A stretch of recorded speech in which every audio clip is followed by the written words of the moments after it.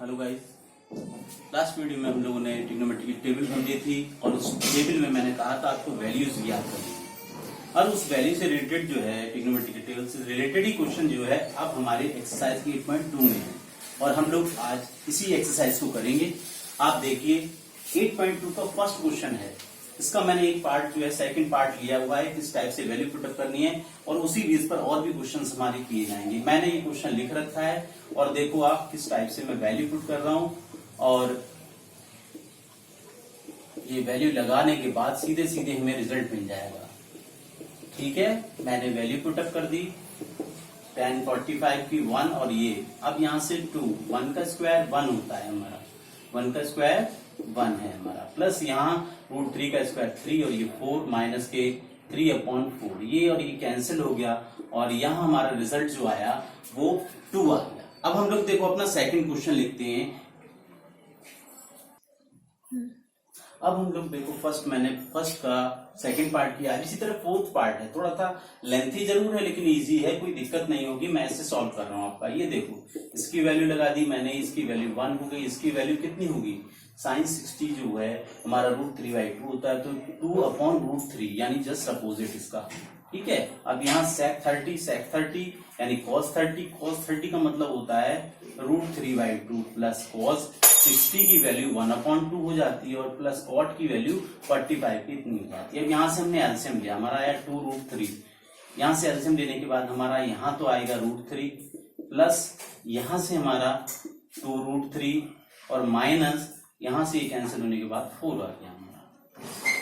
ये ऊपर वाला पर सेक्शन मैंने सॉल्व किया, इसके बाद नीचे वाले सेक्शन में 2 आया हमारा और आई थिंक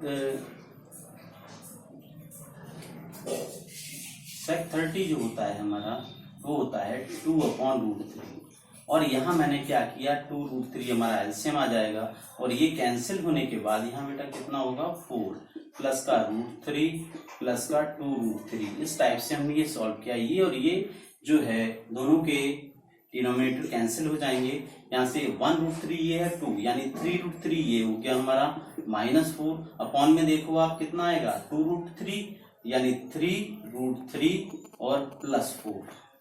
इस टाइप से हम लोग सॉल्यूशन यहां तक निकाल सकते हैं। इसे हम आगे भी बढ़ा सकते हैं। हम लोग क्या कर सकते हैं इसके अंदर ये इसका जो हमारा कॉन्जुगेट होता है, इस टाइप के क्वेश्चंस में हम लोग कॉन्जुगेट से मल्टीप्लाई कर लेते हैं।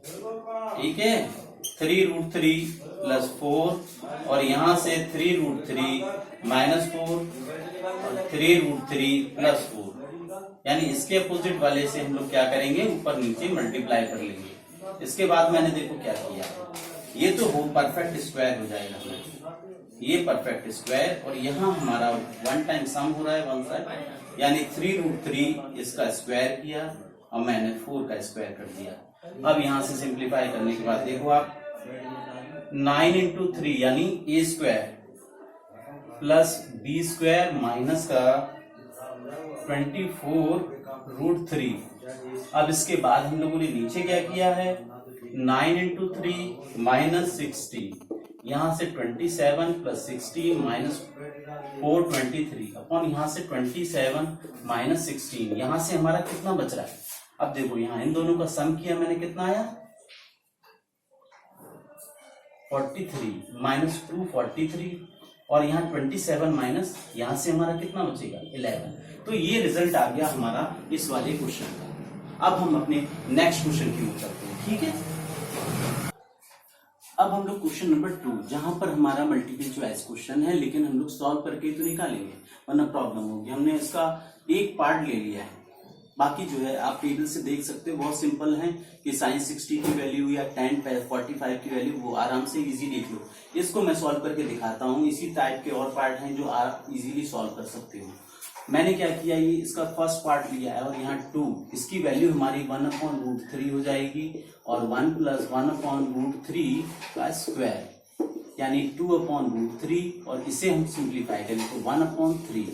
अब मैंने क्या किया 2/√3 और इसे करेंगे तो 4 × 1 प्लस यानी ये आ जाएगा हमारा। और इसे सिंप्लीफाई करने के लिए आप इस टाइप से भी लिख सकते हो 3/4, 2 2 जा 4, और जब इससे इसे कैंसिल करेंगे तो √3/2 आ जाएगा आपका। तो इस टाइप से इसका सॉल्यूशन क्या आया, ये चीज आ जाएगी हमारे √3/2 आ जाएगा। अब हमें सपोज दैट अगर हमें ये कहना, ये देखना है कि ये वैल्यू किसकी होती है, तो ये हमारे ऑप्शन में ऑप्शन दे रखा है sin 60, ये sin 60 यानी जो भी ऑप्शन हमारा उसमें देखेंगे जो भी है, यानी फर्स्ट वाला ऑप्शन हमारा आंसर में जो है sin 60 है, तो sin 60 इसका रिजल्ट हो जाएगा। इस टाइप से मल्टीपल चॉइस के क्वेश्चन हम कर सकते हैं और इससे हमारी कोई गलतियां नहीं होती है।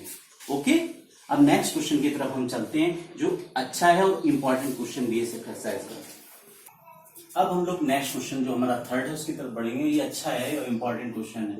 इन्होंने यहाँ एक कंडीशंस दे रखी है, कह रहे हैं if tan a + b = √3 and a - b = 1/√3, then इन दोनों का जो सम होगा वो लेस देन तो होगा 90 और इक्वल टू हो सकता है और ग्रेटर देन 0 होगा। पॉइंट ए एंड बी यानी ए और बी एंगल्स जो हैं उसकी वैल्यू निकालनी है। तो क्वेश्चन अच्छा है और सिंपल भी है। बस सॉल्यूशन में देखिए आप, इसमें हम लोग क्या करेंगे, गिवन हमें गिवन है, क्या गिवन है, देन a + b जो है हमारा वो कितना है √3 में tan a + b की वैल्यू जो है वो √3 में कितनी हो जाएगी हमारी, कितनी होगी 60, देन a + b हमारा कितना हो गया 60 डिग्री। यानी इक्वेशन फर्स्ट हमने अपनी गिवन कंडीशन से निकाल लिया। देखो नेक्स्ट ना, अब सेकंड वाले में क्या है, tan a - b की वैल्यू इन्होंने 1/√3 दी है और हमें मालूम है tan में ये कितने की वैल्यू होती है हमारी, tan में ये 30 की वैल्यू होती है। इस टाइप से हमने क्या किया, ये लिख लिया, दोनों साइड से tan है इसलिए a - b की जो वैल्यू निकली सेकंड वाली वो। अब यहाँ देखा ये इक्वेशन है हमारी और ये लीनियर इक्वेशन का सॉल्यूशन जो है हमने निकाला हुआ है। अब क्या करेंगे इसे सिंप्लीफाई करने के लिए, on adding equation 1 and equation कौन सी हमारी 2, दोनों को अगर आप ऐड करोगे तो देखो आप a + b which is equal to 60 और a - b which is equal to 30। मैंने ऐड किया तो ये वाला एलिमिनेट हो जाएगा और 2a जो होगा वो हमारा 90 के इक्वल आ जाएगा। Then a is equal to कितना हो गया हमारा 90/2 और यहां से ये कैंसिल करने के बाद हमारा 45 आ गया। Then a is equal to 45। इस टाइप से हमने क्या किया, a की वैल्यू निकाल दी है। अब putting the value of a in equation, किसी में भी आप लगा सकते हो, हमने सपोज दैट 1 में लगा दिया। 1 में लगाने के बाद देखो आप 45 + b इज इक्वल टू कितना है हमारा 60 है। Then b is equal to हमारा आ गया 60 - 45। देन एंगल b जो हमारा निकल के आया वो कितना आया 15 डिग्री आया। Therefore a is equal to 45 और b इज इक्वल टू कितना 15। ये हमारा रिजल्ट आ गया और देखो हमारी गिवन कंडीशन को फॉलो कर रहा है। दोनों का सम जो है वो लेस देन 90 है। देखो आप दोनों का सम कितना है 60 which is equal to less than 90 और ग्रेटर देन 0। कोई भी एंगल हमारा 0 नहीं हो रहा है, तो इस टाइप से हमने दोनों एंगल फाइंड कर लिए। अच्छा क्वेश्चन है, आप लोग ध्यान देंगे इस क्वेश्चन पर। हम नेक्स्ट क्वेश्चन की तरफ अब बढ़ेंगे। अब हम लोग इसके नेक्स्ट क्वेश्चन यानी लास्ट क्वेश्चन एक्सरसाइज के लास्ट क्वेश्चन 4 की तरफ बढ़ते हैं। ये क्वेश्चन हमारा जो है वो, अब ये 4th क्वेश्चन हमारा स्टेटमेंट बेस्ड है और ये दिखाना है कि ये ट्रू और फॉल्स है ये स्टेटमेंट, और वो विद रीजन भी हमें बताना पड़ेगा। ठीक है, तो मैं चलो आपको बताता हूं, पूरा क्लियर करता हूं। इस क्वेश्चन में कहा है कि ये स्टेटमेंट जो दे रखा है, हमें रिलेशन दे रखी है sin a + b is equal to sin a + sin b, इन दोनों की वैल्यू सेम है या नहीं है। अगर है then this relation will be true और otherwise it will be false. ठीक है, तो मैं अब इस सॉल्यूशन को आपको सिखा रहा हूं कैसे करना है। फर्स्ट क्वेश्चन है, फर्स्ट में पुट, मैंने कोई वैल्यू ले ली, सपोज दैट एक 30 लिया a और b ले लिया मैंने कितना 60। ठीक है, इस रिलेशन में मैंने पुट किया, therefore sin a + b यानी 30 + 60 which is equal to sin 30 और प्लस sin 60। इस टाइप से आपने देखा ये sin 90 हो गया हमारा और ये हो गया sin 30 प्लस साइन कितना 60, दोनों वैल्यू लगा दी मैंने। वैल्यू लगाने के बाद इसकी वैल्यू 1 हो गई, इसकी वैल्यू 1/2 और इसकी वैल्यू 3/2, √3/2। एलसीएम आप लोगे 1 + √3 और ये 1, और दोनों साइडें आप देखो, दोनों साइड इक्वल नहीं है, it means is not equal to, both sides are not equal, does not equal to. Then क्या करेंगे हम लोग, देयरफॉर द गिवन रिलेशन कैसा हो गया हमारा, ये रिलेशन विल बी फॉल्स। आप डायरेक्ट फॉल्स भी लिख सकते हो, ठीक है। तो ये रिलेशन कैसा हो गया हमारा, फॉल्स। सेम अब यहां देखो फर्स्ट क्वेश्चन, ये समझ में आ गया होगा आपके। हम नेक्स्ट वाला बताते हैं आपको। तो वैल्यू पुट अप करने के अगर दोनों साइड इक्वल आती तो हम ये कह देते कि रिलेशन ट्रू है, और चूंकि साइड हमारे नहीं आ रही इक्वल तो हमने फॉल्स कर दिया। अब इसके बाद नेक्स्ट वाले में देखो क्या कहा है हमने।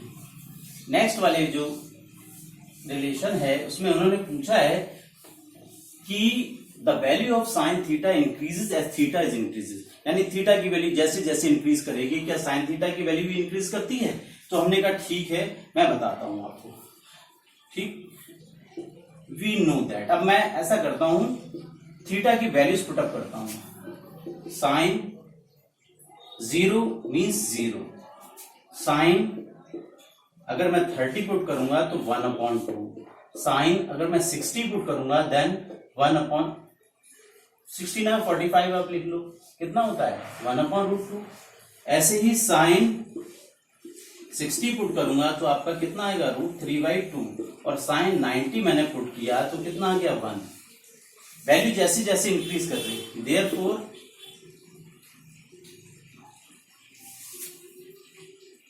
when theta increase then sin theta is also increase, ठीक है। then given relation will be true. अब ये ट्रू रिलेशन, मैंने रीजन बताया आपको कि जैसे जैसे थीटा की वैल्यू बढ़ा रहे हैं वैसे वैसे साइन थीटा की वैल्यू बढ़ती जा रही है। सेम टाइप से यही हमारा थर्ड क्वेश्चन भी इसी टाइप से आप कर सकते हो। फिर यहाँ फोर्थ क्वेश्चन में मैं यही बता दे रहा हूं आपको, फोर्थ क्वेश्चन में इन्होंने क्या किया है कि ये value for all value of theta. अब इसके लिए देखो हम लोग क्या करेंगे, यहां हमें दे रखा है sine theta is equal to cos theta. अब हमने पुट क्या किया, कोई भी वैल्यू आप पुट कर सकते हो। Put theta is equal to, suppose that मैंने 30 पुट किया। 30 पुट करने के बाद आप देखो 30 और कॉस 30, क्या दोनों वैल्यू सेम होती हैं? नहीं होती है। इसका 1/2 होता है, इसका √3/2, यानी LHS is not equal to RHS। अब हमने ये देख लिया कि इन्होंने कहा है for all value of theta, but एक वैल्यू ऐसी लगा रहे हैं जिसमें दोनों साइड इक्वल नहीं आ रही हैं, वो डज नॉट इक्वल हो गई। देन ये रिलेशन कैसी हो जाएगी हमारी, फॉल्स हो जाएगी। और थीटा देखो तो ये रिलेशन हमारी फॉल्स निकला है। इस टाइप से हम सारे क्वेश्चन करेंगे। जैसे कॉट ए में क्या है, नॉट डिफाइंड। नॉट डिफाइंड कौन सा, 0 पे कॉट की वैल्यू इनफाइनाइट होती है, इसलिए डिफाइन नहीं की जा सकती है। तो इस टाइप से आपकी पूरी एक्सरसाइज कंप्लीट हो जाती है। और प्रैक्टिस के लिए मैं कुछ होमवर्क आप दूंगा।